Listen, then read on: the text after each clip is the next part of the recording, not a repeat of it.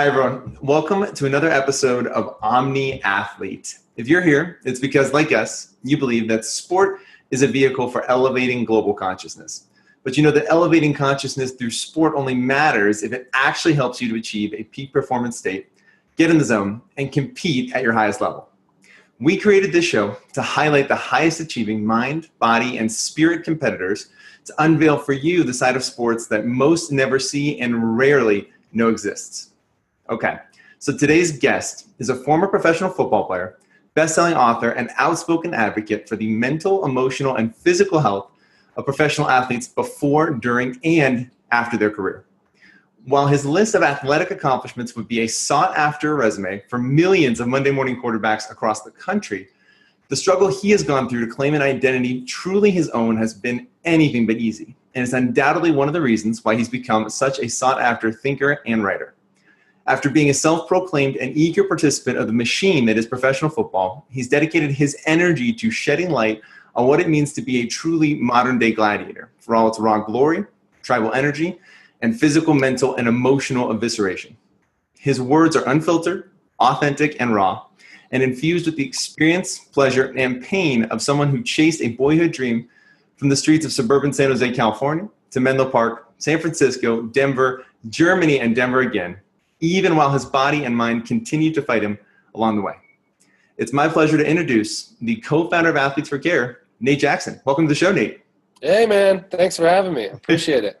Yeah. Love that intro. That was great. Awesome.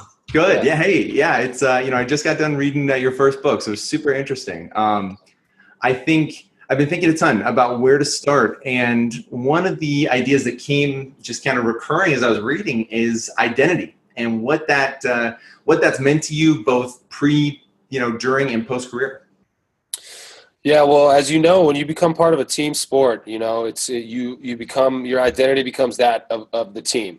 And especially a sport like football, where it's all about taking orders, it's all about the game plan, it's all about, it's not about the name on your back, it's about the emblem on your helmet. We wear these helmets with face masks. You can't even see our faces. We got a number on our back. And if someone goes down on the field, that person gets pulled off and someone else goes back in. And so it's very much, a militaristic feel. That's a beautiful thing in some ways.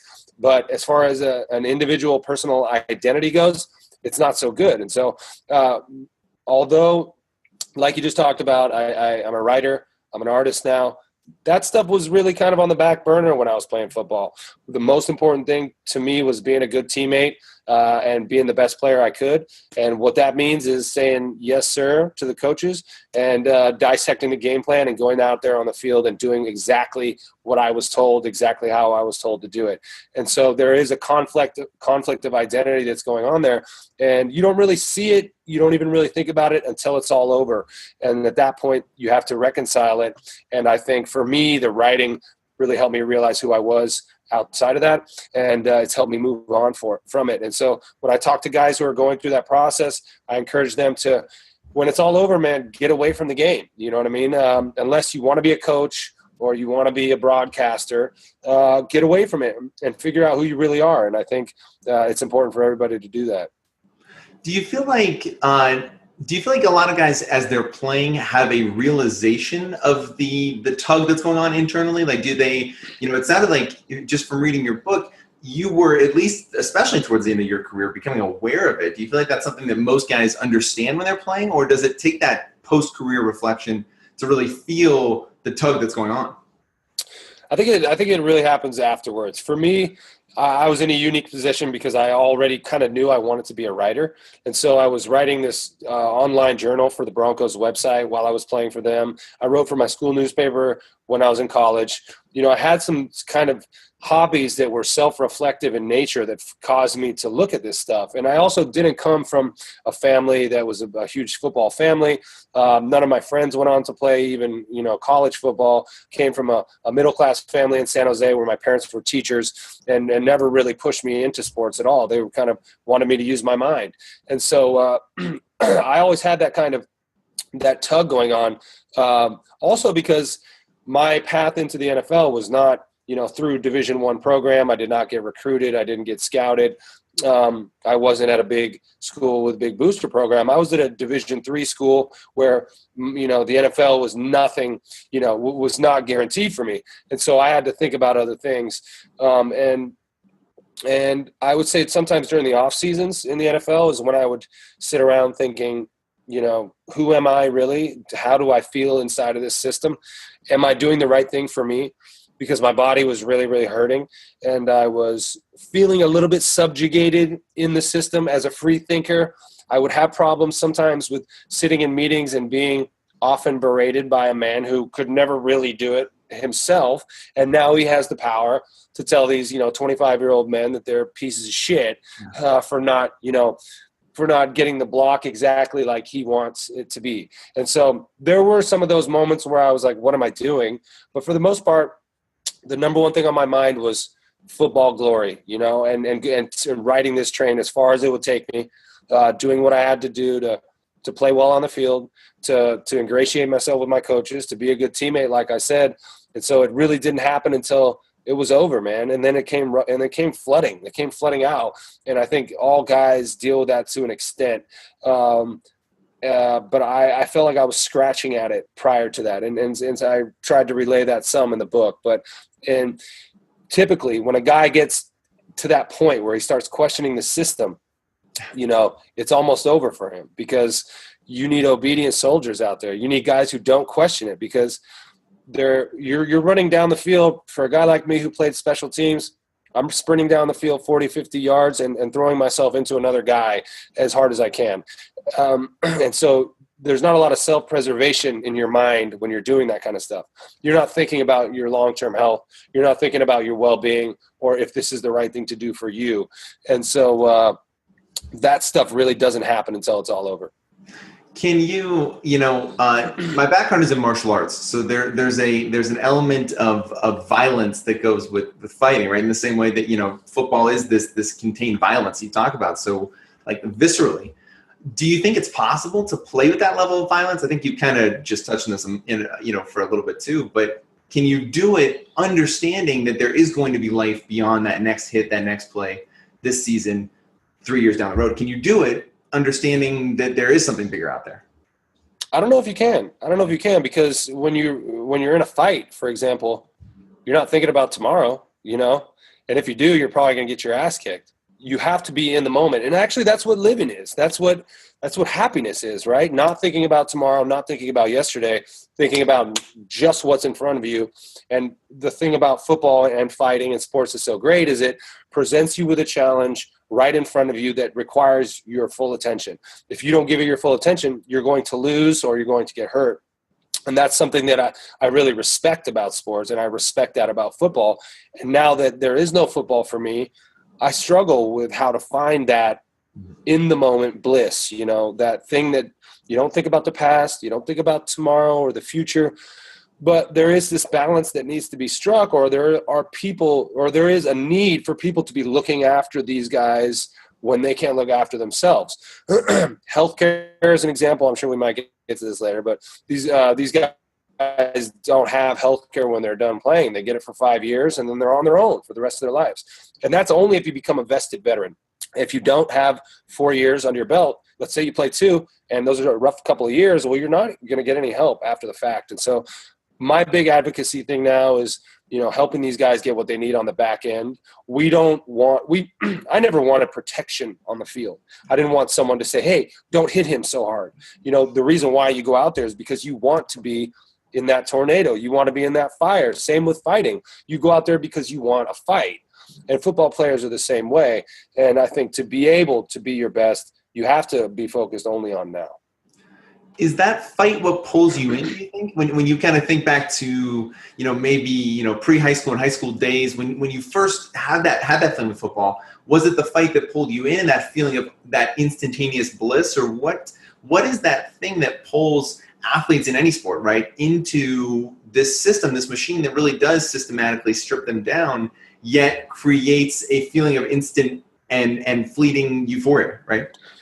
Yeah, I mean, it's a finite way to kind of gauge yourself against others on a daily basis. You know, you get to challenge yourself every day. You get an answer every single day. There's a reward system in place. And if you do well, you know, you become the bee's knees in town. Coaches slap you on the back, you know, teachers are nicer to you, you know, you get better grades, more people like you get invited to more parties, you know, you get these battle wounds and scars and welts that you can wear with pride. You become very close with your teammates. You have these adventures together. It's something like we were talking about before that blots out all the other noise.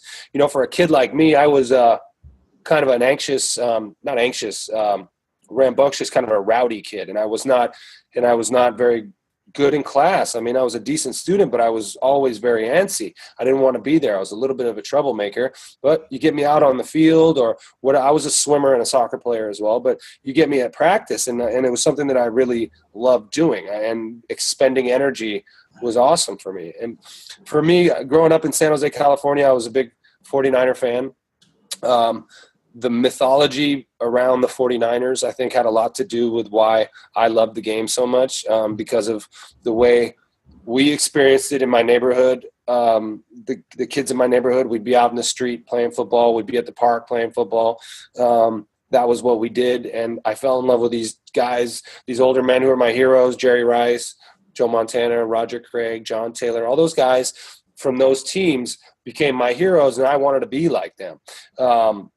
And I think that mythology has a lot to do with the indoctrination of children into this sport, because these are superheroes, man. You turn on the TV and this is what we want to be. It's a lot has to do with the television production behind this stuff. It's very savvy. It's very sleek. You know, it doesn't show you the dark side. It doesn't show you the bad stuff. It shows you the product, the good stuff. You know, they want you to buy their product. But I think my love of football was complex because I was not pushed into it by my family at all. In fact, my mom and dad wouldn't let me play until I got to high school. So I wanted to play as a kid. They didn't let me. So I played out in the street. I played at school, you know, but I couldn't play. I couldn't put on the pads until 14. And when I first put on those pads, I was introduced to a different level of violence than I'd ever experienced before, because, you know, you can play tackle football on the grass with your buddies, but it's much different when you put on a helmet and you put on shoulder pads and you start running at people and doing that. It's a jarring feeling getting smacked in, and not just in the head, getting hit all over your body with a helmet. You get welts, you get bruises, and you start to learn how to take them. And learning how to take it becomes part of the game. You know, who can handle the most pain, really? And the guys who are in the NFL have been able to take a lot of punishment over the years. And the guys who can take the most without breaking completely are the ones who make it the furthest. And so it becomes a badge of honor, you know, how tough are you? And the higher you go, the tougher everybody is. And then you kind of are bonded in that. So it becomes kind of like this self-fulfilling cycle, right? Where the mythology that you grow up idolizing and watching kind of creates that internal paradigm for you, right? So you get there, and now the requirements of football, right, to push your body through constant injuries that, you know, for all intents and purposes should be a year of rest and relaxation, let alone 6 weeks or 8 weeks, right? You have this kind of not just identity, but belief of what it's supposed to look like and how you have to fill it and maintain it, because you can't be the one who didn't, right? Oh yeah. I mean, the fact is, like you said, some of those injuries would put people, you know, down for a year, and we're getting out there the next week. And, you know, we watch these games, the way these guys get hit. I sometimes picture if, you know, your neighbor Steve was walking out to his car in the morning and one of these guys came around the corner and hit Steve like that on his front lawn, what would happen to Steve? You know, would he be able to bounce back up and say, all right, thanks for that, and jump in his car and drive off to work? Or would he be in the hospital? Right. So I always like trip out at, you know, how these guys are able to withstand that type of punishment on this field. And I think a lot of it has to do with the hype and the mythology and the energy that swirls around it, and that feeling of get up and get back in the huddle. It's always permeating through, you know, no matter how hard you get hit, no matter how bad it hurts, you don't ever let anybody see that. To show any kind of pain, to show any kind of weakness, it'll get you off the field. You know, coaches want to see you tough. And that's a lot different than a lot of the other sports, at least some of the team sports. Basketball, It's not like that. You get hit, you go down, you stay down, or you limp yourself off the court and are replaced. And soccer, of course, actually it goes the opposite way. You kind of exaggerate some of those things. But football, no, you never feel pain. Nothing ever hurts, similar to fighting. And you're able to, because of that way you programmed yourself, you're able to do things that are amazing, as far as pushing through things. And I think when everyone on the team is doing that at the same time, it creates a really, really powerful energy that is a beautiful thing to be a part of. But at the same time, after the fact, it feels like, I don't want to say it feels like a lie, but it doesn't exist out here in the real world, and my body hurts a lot more now from not as much stuff, and I have to maintain it in a way that I didn't back then. But actually back then, this might be jumping ahead, but the way that football players are dealt with by the medical apparatus around them is, everywhere you go when you're in the NFL, you got doctors watching you, you got trainers watching you, you got specialists, acupuncturists, yoga people around. If you got a cold, you got a physician there to take care of it. Whatever might happen to you, there are people putting you back together in real time. And when that's over, none of those doctors are there anymore. There are no more hands on you to get you back right. And there are no more mandatory treatments sessions. We would get fined if we didn't show up for treatment after an injury. So there's an incentive to be there all the time and to be going through this recovery process that is integral to playing the sport of football, because, the human body is not meant for those collisions. It's not meant for that kind of trauma. So you got to have doctors there all the time putting you back together. And when you're done playing, those doctors disappear too. The doctors who you trust, who know your body, you'll never see those people again. And so to start all over with an entire new medical apparatus with people who don't know your body, don't know the injuries you've been through, don't know your personality, that's a very daunting thing for these guys. And so the answer for them typically is, well, fuck it, I'm not going to go to the doctor. I'm just going to deal with it. And so the body starts to become misaligned from all the old things that were going on. You start to favor one side. A year goes by, 2 years go by, 3 years go by. Next thing you know, you got a big problem.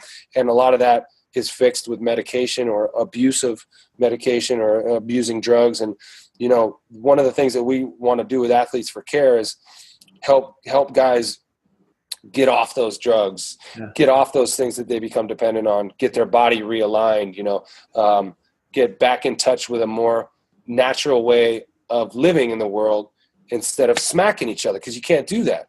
In the real world, if there's a truck coming at you, you step out of the way, right?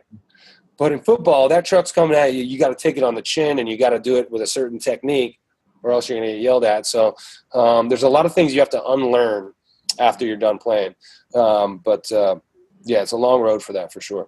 It seems very much like there's this kind of learned disconnect, right, between not just the mind and body, but the emotional body and the mind and then the physical body, right? And so I would imagine that, there's enough science out there that shows the impact of just brain trauma, right, on addiction and on finding and needing to find something that can at least, if not ease the pain, give you something else to focus on. And when you're, spending 3, 4, 5, 6, 7, 8, 9, maybe 10 years disconnected from what it feels like to actually be in your body, or feels, to actually process those emotions, it seems like it's hard not to think that everybody's set up to fail, right?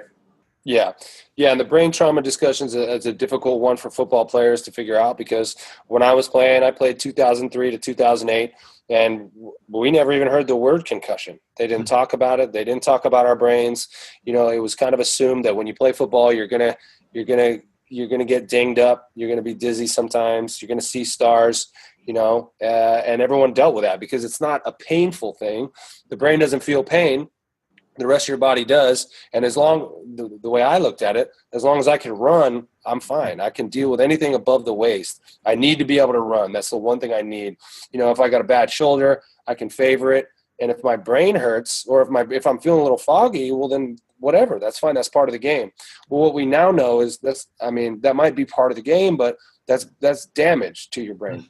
And the players are not really being leveled with as far as what they're risking there. The NFL has paid big money to seal those documents so they never have to show what they know about it. There was a $1 billion concussion settlement for, a lot of the players. I'm part of that class action group. I haven't filed anything for it. I can if I want. They'll do extensive cognitive tests and CAT scans and MRIs and determine whether or not I deserve some type of payout based on some algorithm they've created. But even that is like jumping through hoop after hoop after hoop.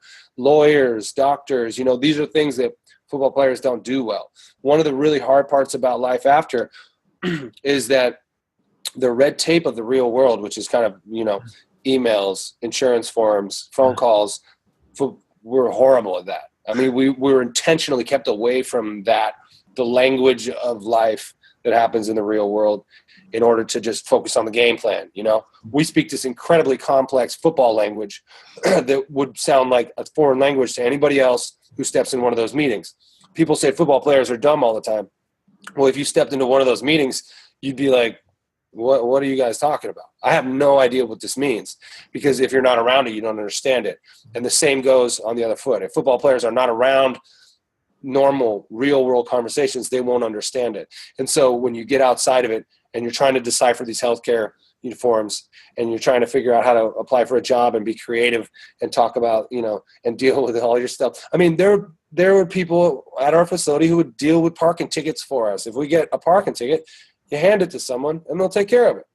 And that's not real life, And so you're setting these guys up to fail in a lot of ways. On top of the actual physical, neurological damage from the game, you got a whole host of psychological things that are putting football players in a tough spot. And I think that's what can change. I think the union needs to fight for the soul of these players, not so much for their money. We all go broke anyway. That money is not going to last forever for 98% of the guys. For the Tom Brady's, Peyton Manning's, they're going to be fine. They're going to have plenty of money. But for most of the guys who play, the money's going to be gone in between 1 and 10 years for sure. So what are you going to do after that? You got to find a new way to make money, and you got to do it with your mind. You can't play anymore. So if you're going to play, if you're going to broadcast or you're going to coach, you can still speak that same football language. But if you're not going to do one of those things, and for probably 80% of the guys, they don't want to do those things, you got to learn a new language. How are you going to communicate your ideas to the real world? And that's what I think needs to be worked on. So I've got two thoughts in my head. I'll send this one out just because it's interesting. When you look at the dynamics of professional sports, you see, especially in a world where we live today with social media as giant as it is, you see these guys routinely, even if you're, I would imagine, a marginal player in any of the more, the four major sports, you're carrying a Twitter following, Instagram following, Facebook following of 100,000 plus people, right? You've got instant access to the distribution channel that used to be owned by the owners and by the league, right? And there's this disconnect. And I just wonder, Nate, as you're talking, it just brings up this thought, why there hasn't been a bigger push to separate the players from the owners, right? Do players really need the owners now? I mean, is in all reality, with the ability to open your phone and make a Facebook Live video, and if you have 100,000 people, you could have 30,000 views on that. It just seems disconnected. Like it's a little bit of this bubble, right? Where the rules of the real world don't really apply. Yeah, and I think that whole social media thing, as far as players go, is a potential tool that they could use, but are not really using it in a way that benefits them in the real world, or benefits their business prospects, or even so in 2 years, 2 or 3 years, they're going to do a whole new collective bargaining agreement. They're going to have to go back to the drawing board and negotiate all the finer points of the way the league is run. And I believe that if they were able to unify their messages on social media, through the media, they'd have a lot better time kind of getting what they want at the negotiating table. But there is no unity there. They're not all. I think, for example, if everyone in the league used their social media platform to tweet the exact same message of something they wanted, something they wanted the owners to concede, and they did that every day for a week, that would do something. But, these guys can't see that far in the future. They don't know they're being fleeced by the owners. They don't really – when I played in the league, I was elected as a union, an alternate union rep for our team, and that was at the end of my career. And prior to that, we would have maybe once, maybe twice a year, some union guys would come and talk to our team after practice one day. After we would be leaving typically, so we'd stay an extra hour, and guys would have no idea what was being said. They wouldn't be listening. They wouldn't be engaged. They would have one foot out the door because they simply didn't speak that language. It didn't click with them. You know what I mean? Talking about decertifying made no sense to us because our immediate reality was practice and what we were asked to do every day at work, which had nothing to do with money or union jargon. And so I think that a big thing has to be educating these guys and speaking a language and doing it in a way that they absorb it, that they hear it. It may not be effective enough for them to be really planning for the future, but to understand some of the finer points of the things, of some of the challenges that are going to face them very soon would be really important. But, as it is now, ESPN, CBS, all the networks, as well as the NFL, they have their own narratives that they sell. And it's typically, who's the greatest quarterback of all time, who's making the most money, who messed up in the game, who should have caught that ball, who's going to be the best team, what are the Patriots doing, what's Jerry Jones and the Cowboys. It's all these kind of very tried and true television narratives that don't allow for a lot of individual thought by these guys, that doesn't allow for some new ideas. And if a player does have something else to say, well, ESPN and all these different websites and stuff, they have the final say when it comes to the editorial process. So they can choose whether or not to make that a story, or they can choose to make you look stupid for even bringing that up in the middle of the season when the game is the most important thing. And so there's a lot of pushing against football players speaking up for themselves or coming up with some kind of strategy. I do think that the union perhaps needs to push back and create their own channel or their own, platform so they can control the narrative a bit, because the NFL has the NFL Network. They have NFL.com. That's their propaganda arm. And I feel like the players need to create a cohesive arm as well to push back against that. Where do you think it starts with the player who's just retired, right? Or has just been, their season's over, their career's over. For you as somebody who might be consulting with them or just offering some guidance, where do you start? Does it start with the reintegration of that mind, body, spirit? Does it start with just education of this is what life is like, not in the NFL? Where do you typically start? Yeah, I think it's a combination of those. I think physical is what you got to do first. You got to get your body back to what it naturally wants to be. For most guys who are playing in the NFL, they're bigger, stronger than their bodies probably want them to be. And not only just the size, but the manner in which they move on the field. It's hunched over, it's straight line, it's leaning forward, attacking type of stuff. And you have to, find a way to open yourself up, open up your shoulders, stop hunching, stand up straight. There's a lot of hip, hamstring, groin problems that these guys have. And so I would say finding a way physically to decompress from that world is number one. And that includes, the medications that these guys may be on. So a lot of them are going to leave the league with really legitimate injuries, because injuries push most guys out of the league. The average career is 3.5 years long. Mine was 6. I left the league with some injuries that I was dealing with. Most guys do. And the way that the league treats those injuries is they hand you pills.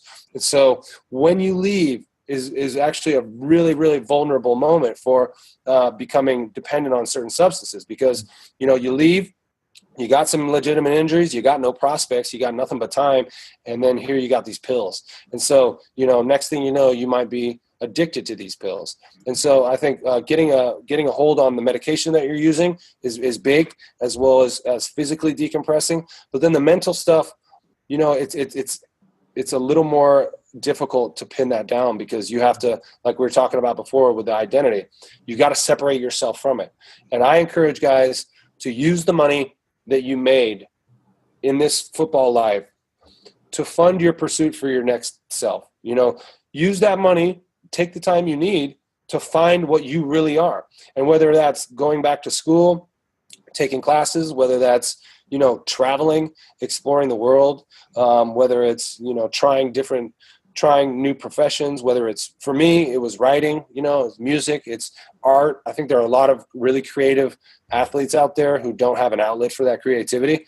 Football, or actually any art, any sport is an art. I believe that sport is an art. You're a martial artist. You know that. There's an art to every movement that you do on there. There's an art to attacking your opponent. There's an art to defending yourself. And for these guys who play on Sundays in front of 75,000 fans and millions of people watching, they're performance artists, where they have this moment, this performance that they get to train for, and then they get this moment of explosion, this release, like, this is it, you know? And that's one of the big things that's missing from life after, is there's no this is it moment. And you have to figure out how to give yourself those moments in a way that's constructive and healthy. You know, you can't just go beat the shit out of someone on the street and say, this is my moment. You're not going to get paid for that. You're going to get sued for that, you know? So finding a way to have these performance moments, or at least to gas yourself up for something that simulates it, I think is something we have to figure out how to do, because we get comfortable in these chaotic moments. We get comfortable being built up for that. And they usually culminate in an act of aggression or violence. Well, out in the real world, you don't get to culminate like that. You know, you can't do that unless you find something to compete at. But for a lot of these guys, their bodies are falling apart and they don't want to do that anymore. So how do you find that release? You got to find a way to scratch that itch. And so for all the artists out there, you know, I really think that time is valuable to kind of discover who you are, because you're sad, you're depressed. That's inevitable. There's a depression that comes along with it. You got to embrace it. You got to face it down and just keep pushing towards the light, because eventually you're going to pull yourself out of it. But it does take 5 years. I think it's a 5-year process then you got to just kind of push through it.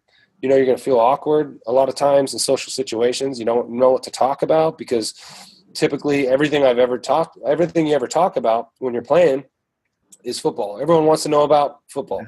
How are you guys going to be this year? How are you feeling? You know, what's going on? And everyone wants to know that. Well, immediately when you're done, people don't know what to talk to you about. And so what happens is they disappear. And so you find that a lot of the people you used to communicate with are gone. And those who you do communicate with don't really know what to talk to you about. And you don't really want to talk to people. And so you disappear. I think it's okay to disappear for a little bit, to kind of lick your wounds. You know, healing happens in the dark.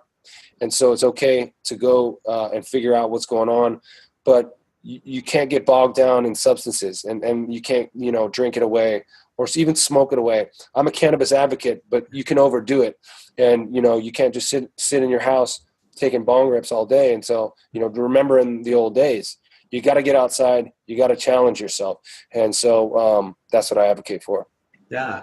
What is the role that cannabis and in general, I mean, I think just any holistic tool can have in bridging that recovery? I mean, there's, you know, we're seeing research now where the ability for cannabis to help prevent and protect against injury during playing is one piece of this, but even further, building that bridge to a healthy body and a healthy mind post-career.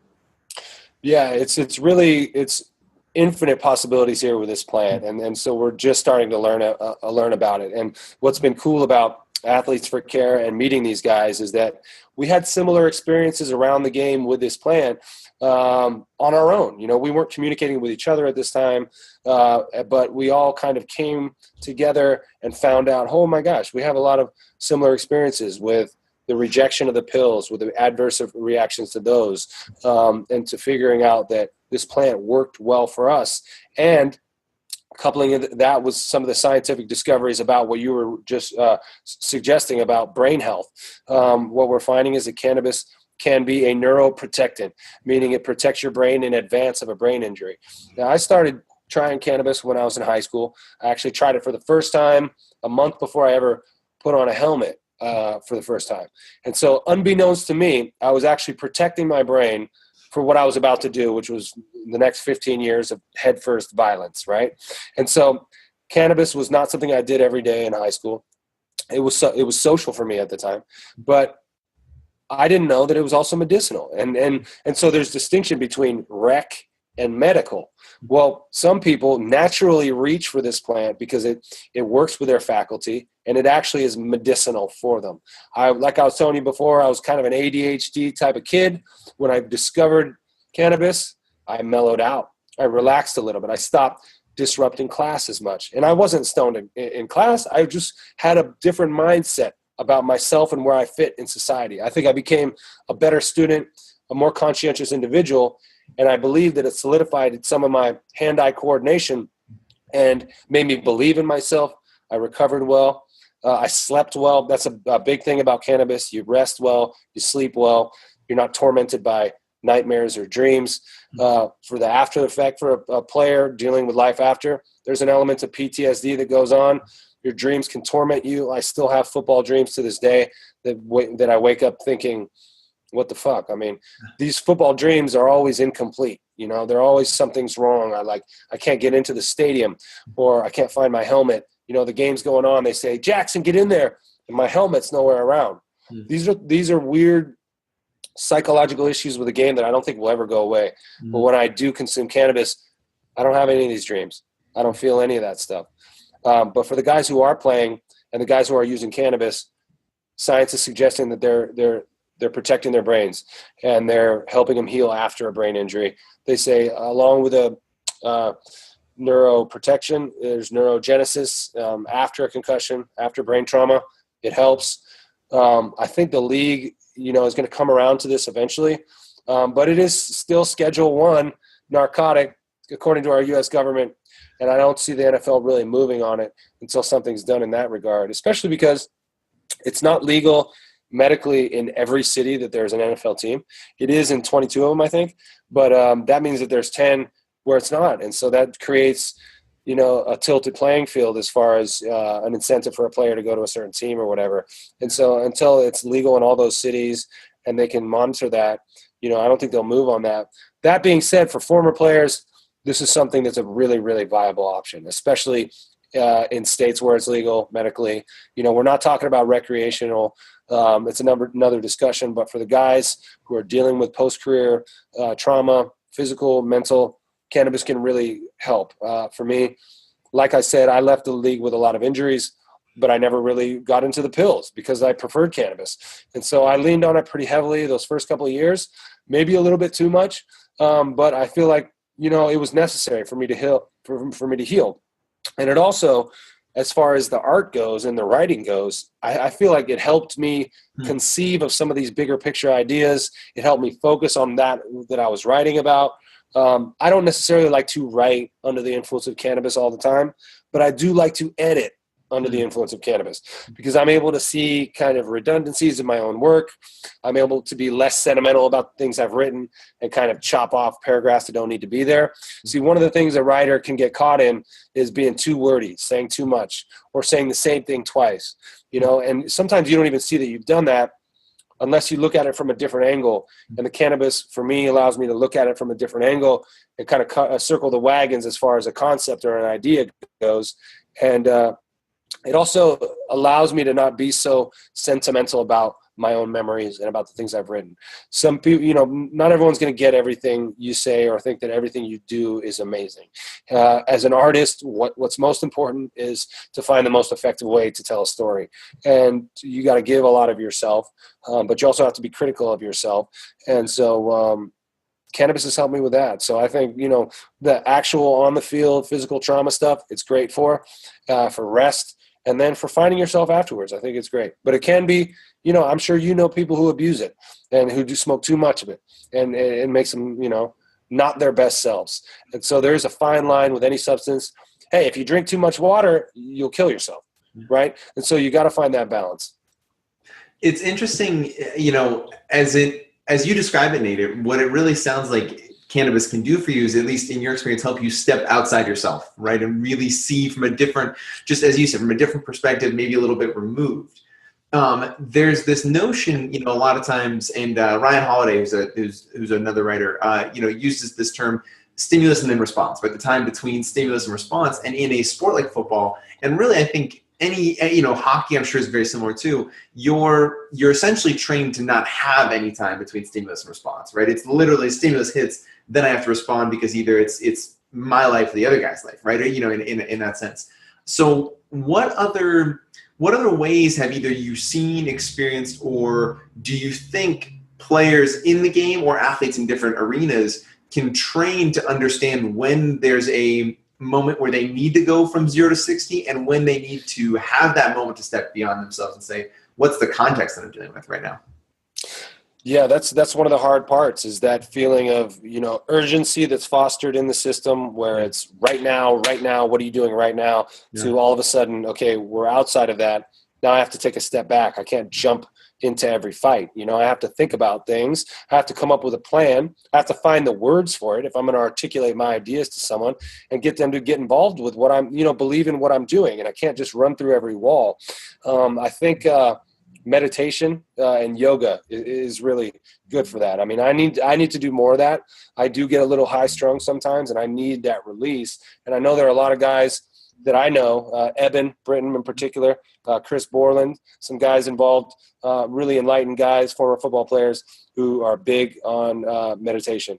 And so yoga as well, kind of breathing, taking a step back. One of the difficult things of going out in the real world is nothing seems to happen. Nothing seems to happen like you were used to it. It's all this kind of talk, very vague speak, but no action. And we have to accept that's part of life in America, in a civilized society, is that it's not all action. And that's really hard. I mean, I don't really have an answer for that, because I still struggle with this myself. I want the action. I go into a grocery store and I'm just, going through the line, and I'm looking around and I'm ready for whatever happens here. If someone attacks me, I have an attack plan for everyone around me. Okay, that's not necessarily a good thing, sure. Because it's not going to happen, and it's making me on edge, and so I have to figure out a way to just be calmer. And meditation is something I think would be good for me too. Is there a way to, and I think football is such a great example because of the intensity that's required, but is there a way to coach, or for coaches to infuse their coaching style with more of that perspective, right? To be able to get players and athletes to be able to respond at the level they need to, but at the same time recognize the bigger picture and maybe see the other pieces of what make the sport they're playing so incredible, both for them and the people involved. Yeah, I think that's the $1 million question. Can the two exist together? Yeah. Can you find a coach who produces great football players and winning teams, but at the same time creates enlightened individuals who are ready for whatever happens outside, who are conscientious, who are thoughtful, who are, aware of what's going on with their bodies, aware of what they put into it, who know when they're hurt and pull themselves out, who can sense the signs of a brain injury, who can, be supportive of a teammate who pulls himself out because he's suffering some kind of, trauma. And so I think that there is going to be a wave of those types of coaches because the game has to adapt. It has to. As science advances, we see exactly what goes on with our brains, with our bodies when we play this game. And there is a pushback against it. The mothers of America, some of whom are pulling their kids out of the game. And, as Pop Warner numbers dwindle, maybe we'll have a few lawsuits to get involved with some amateur teams, and, maybe some schools won't want to take on the liability anymore. I think there's also this kind of breed of football coach, the coachy coach who yells a lot and wants blood, who's all in with all that stuff, all the rhetoric. That guy, I think, is fading away. I don't think there's going to be as much of a tolerance for that guy in our society anymore, because we just know too much now, and we want a little more for our kids than just someone who's going to yell at them to hit this other guy harder. And so I mean, the coaches that I had were pretty enlightened guys. And Mike Shanahan was our coach in Denver, won a couple of Super Bowls, football through and through. But at the same time, the guys he brought in were very thoughtful guys. And I think about the guys I played with, pretty enlightened dudes. I mean, we'd have some really enlightening conversations in the locker room about all sorts of things. And so there are coaches who can stimulate, thought in players without diverting from their goal, which is to win football games. It takes a delicate approach and a special man to do it. But I think there's a need for it. And I think it would be really well received if there was a guy who made it to the top with a different approach. But that's just a hard thing to do these days, because if you're talking about the NFL, these owners, they pick from the same pool of guys who are under the same kind of coaching trees, who all do it the same way. If you watch a game on Sunday, you're going to see the same coaches roaming the sidelines from team to team, who get shuffled around from team to team. They all steal each other's plays. They watch film of everyone else. They do things exactly the same as far as scheduling, terminology, weights, nutrition, the way they deal with the media. It's basically 32 bowls of the same soup in the NFL. And so how do you get an owner to say, no, we're going to get a different guy in here, So it's probably going to have to start at the bottom. It's going to have to start at a high school or a college and, a forward-thinking college program, which you have sometimes. But, yeah, I think that could be the wave of the future in the game. What do you think we're going to get into our last couple of questions here. And what do you think the role of sport is in just culture at large?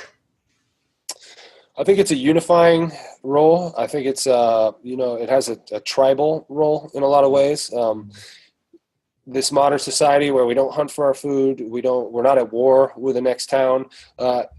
Very comfortable, as long as you get an education and get a job, and you don't have to worry about any of that stuff. But there's still that instinct for that kind of stuff. I mean, a lot of us are warriors deep down, and we want that. And so I believe that it fulfills a lot of those tribal instincts. It brings, it gives parents something to do with their kids. It gives the kids somewhere to go, to give the parents a little break. It gives kids a chance to make friends with kids that they otherwise wouldn't be.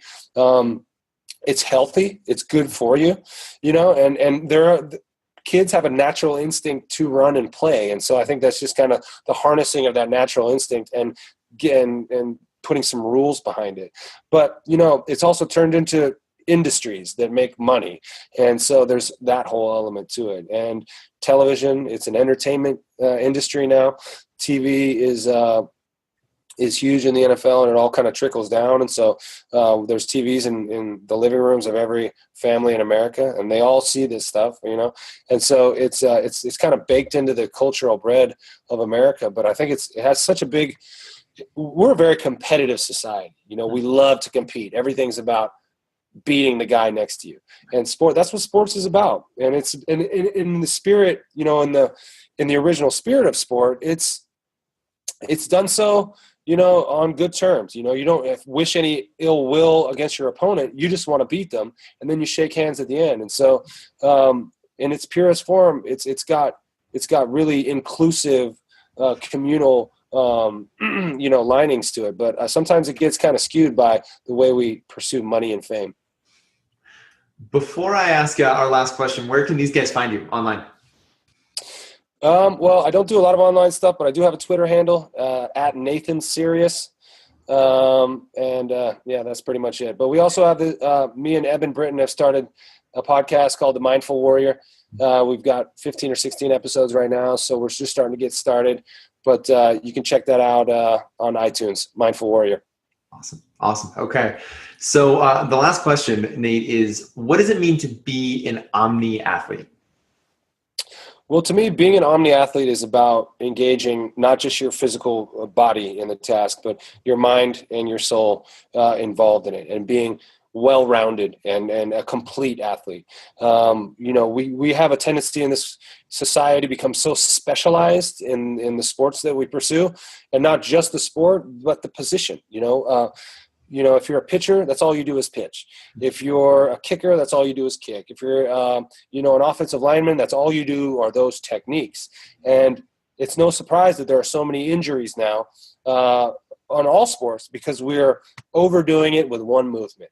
And that's not being an Omni Athlete in my mind. In my mind, it means being balanced. It means being able to adapt to any athletic situation, any physical situation, and doing it seamlessly. And that means being flexible, being strong, being open and aware, having good hand-eye coordination, and being smart, knowing your opponent, knowing the conditions, knowing yourself. And that's what being an Omni Athlete means to me. That's awesome.